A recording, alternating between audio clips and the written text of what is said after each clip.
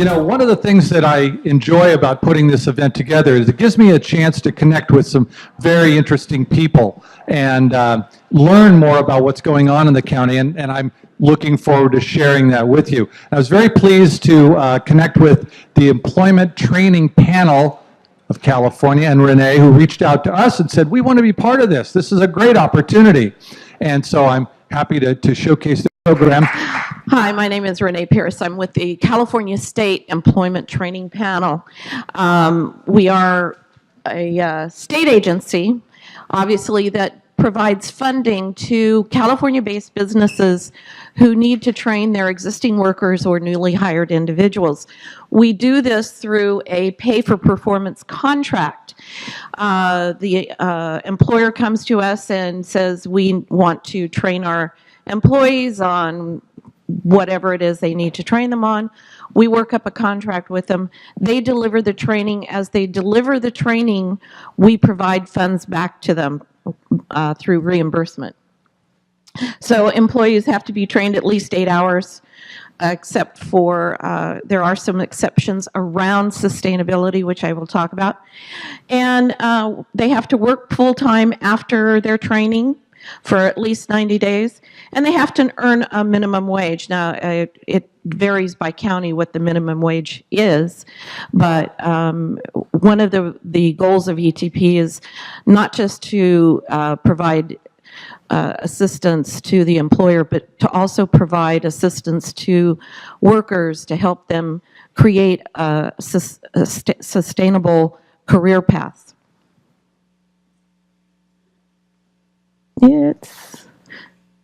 Whoops, sorry. It's not. Anyway, we'll just go on. So there you go, try that. The employers have to be eligible to receive our funding, and they do that through the employment training tax, which is part of the unemployment insurance that they pay for each employee into the state of California. We take that money and we aggregate it into our fund. This year, our fiscal year starts July 1 of every year, goes through June 30. We had $93 million in funding capability for employers in California. Now, I'm going to skip ahead a little bit because we have priority industries that we focus on. And these are industries that are the engines of the California economy. They're not the only ones that we fund, but these are our priorities. These are the governor's office priorities as well. So you can see manufacturing, food production, biotech, etc. Construction, green, clean technology is huge with us. We are always looking for those businesses that are trying to create new culture around the green and clean technology sectors. I'm going to skip through some of this because it's really not relevant to today. I was glad to see some employers here. I wish there were more, because this gentleman said the employers don't care. And part of the reason they don't care is because of the cost. We have the way to help these businesses reduce that cost and understand how becoming sustainable or changing their culture can profit them. So we let them create their own curriculum within their company on what they need to train. So if they want to start training on sustainability practices, or they are a sustainable business, they create the curriculum, they find the trainers to do the training. All we do is provide the funds to help support the cost of that. So, and they can do that in any fashion they want: classroom, laboratory, e-learning, remote learning. It's up to them how they want to do it. All we do is support the cost of the training that they are doing. You can train your existing workers, as I said, or newly hired individuals. We also support funding through workforce development boards in the local areas to do new hire training, which is an unemployed individual, somebody who's been on unemployment for a while and they've exhausted their benefits. And they can go to a workforce development board in Contra Costa County and be trained and placed into a job. And a lot of those jobs are now focused on sustainable business. We do have several initiatives driven by the governor's office, including veterans training, at-risk youth, ex-offender, and individuals with disabilities. All of these populations, if an employer has any of these populations that they want to train, we will give them additional dollars or additional training hours within their contract to help them provide the training that these people need in order to have a career path. And you can use whatever trainers you want. So jumping ahead a little bit here, this is how we do this. We have a flat fee reimbursement rate that we provide to the employer. So they're training, say they're a small business in California and they're doing green clean technology. That would be a priority industry for us. They're going to get $26 an hour per trainee per hour trained and delivered to support the cost of doing that training for changing that culture or starting that business and growing that business. It may not pay for all the training that they have to do, but it's going to drive down the cost of doing their business. And that, again, is what this gentleman was talking about. The cost of doing business for employers in California, it's already high. So anything that we can do to help support driving that cost down, that's what we want to do.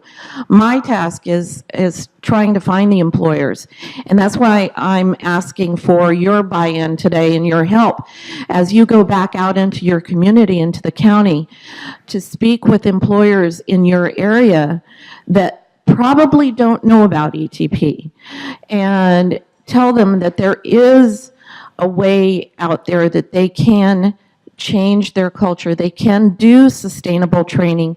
They can be a sustainable business in Contra Costa County and get support to help grow that business. All they have to do is contact me. So I'm just going to go through here. One of the things that we're looking to do right now is, as I said, supporting clean green technology, sustainability, around advanced technology for automated vehicles, EV, zero net energy. So if there are businesses out there that are doing any of this type of business, we can help provide the support to help them grow their business, do the training that they need for their employees, and become a successful business in California that not only drives forward the sustainability flag, but creates a better culture and a better environment in California, and that's what we all want. So anybody that you touch as an employer out there, please let them know. One of the things around, we have a special fund called AB 118 funding that comes from the California Energy Commission. It's $3 million in funding that is focused on transportation and automated vehicles and EV. And we can provide support to businesses, not just for-profit business, but also for transportation, like transit authorities, large waste management, anything like that, where you're creating new charging stations or changing over from gas or diesel to EV. We can support the training for those employees within that company who are going to be having to learn new skills around those efforts. So I guess my message is that if you know of a business, if you know of a community, if you know of a transit agency, if you know of somebody who's looking to start a business around electric vehicles or automation or anything like that, that's going to be the driver of the California economy in the future, please let them know that ETP exists. I'm one of 5 people in the state. I cover everything from the Oregon border down to the Central Coast. So I can't do this on my own, folks. I need your help. If you will send your business executives to me, I would be glad to talk to them about how we can help them create this new sustainable culture in California that is necessary if we're going to make this state livable in the future. And with that, I'll just open it up to questions if anybody has any questions.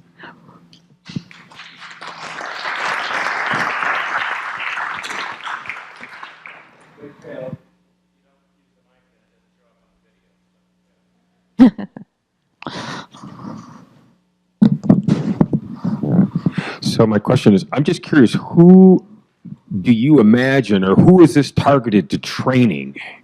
That's my question, because I'm thinking about a whole bunch of businesses that have pretty senior kinds of people who are looking to do something different. I don't think that's what you're talking about, but I'm just... Oh, absolutely. Leadership management skills, leadership skills.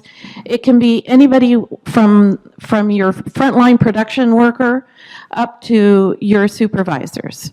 It does not just have to be frontline workers. Okay. Thank you. Could employees be paid to come to this today and learn about this topic? Not so much, but if you wanted to create a sustainability workshop within the community, we could. There are 2 ways we can do our contracting. We can go directly to an employer and provide money to them directly to do the training. But for us, the more effective method is for a community college or a chamber of commerce or some structure such as that within a community to take our funding and provide the central location for the training to take place. So Los Medanos, I think, is here today. Los Medanos could hold an ETP contract. They could go out and recruit from their employers in their local area, create a curriculum that would help those employers to learn these sustainability practices, or whatever it is they need around sustainability.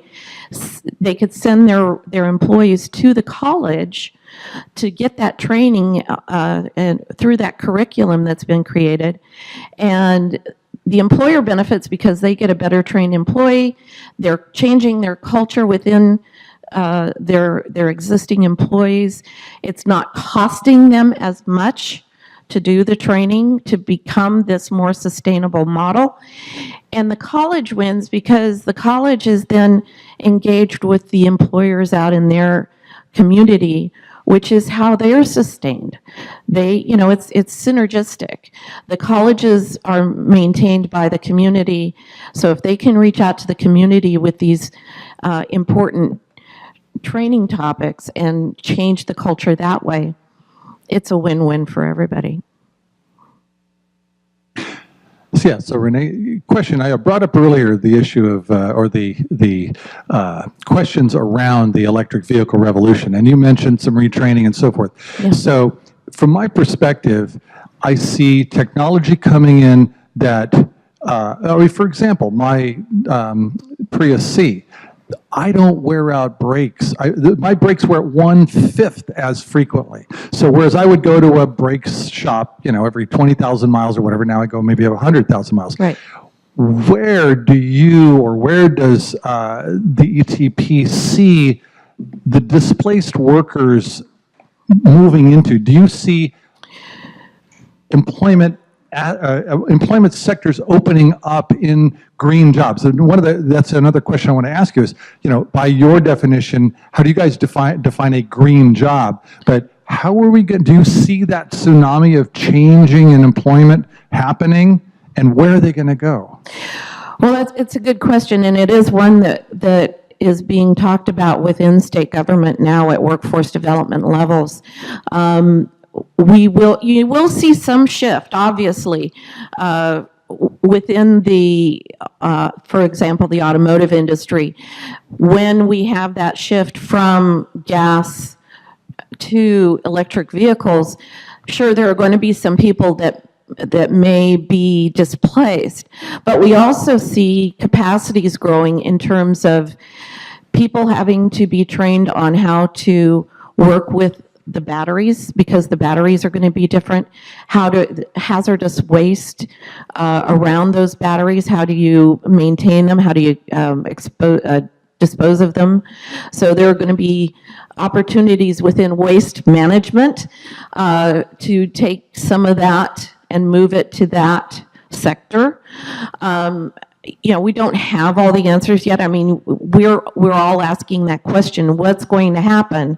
And we're just sort of trying to get our arms around that question.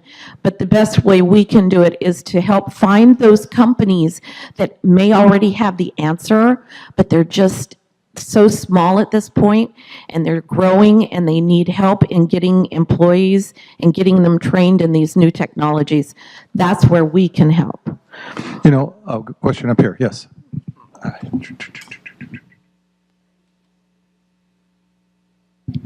Can this be used for those companies for some reason maybe about to go out of business or lay off a large amount of people, to help retrain those people? Yes, and that is one of the reasons that ETP came into existence back in the 80s, was layoff aversion when we had a large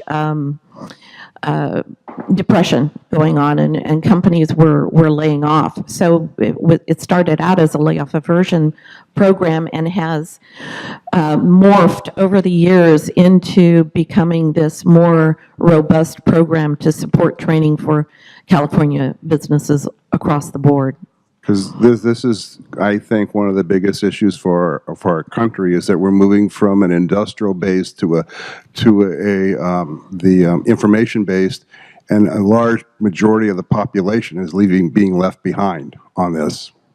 Yes, and we may not be the perfect answer for everybody, but certainly if a business is facing layoff because they are not competitive, because their competitors are becoming more sustainable and driving down their costs those ways, that's what we want to do. We want to make them competitive and also drive forward that message of sustainability and cleaner technologies. Anybody else? Yeah, Renee, one of the other things that I'm aware that the Workforce Board, number one, isn't here, duly noted, and that they've invested quite a bit in training folks for the refinery, the industrial sector. Right. And let me suggest, and I don't know whether you have an answer to this, obviously it's emerging. Imagine the reduction in the demand for gasoline, which we see with the electric vehicle revolution. Contra Costa County has 4 refineries. What if the demand reduced it to 3? Martinez shut down, Tesoro shut down, or whatever they call it now, Rodeo or Richmond. And the displacement that would cause. Certainly they'll be cranking out chemicals and stuff, but that, as you commented about the changing in industrial base, could be significant. What are we doing? What would we do with literally an abandoned refinery at Tesoro? Yeah.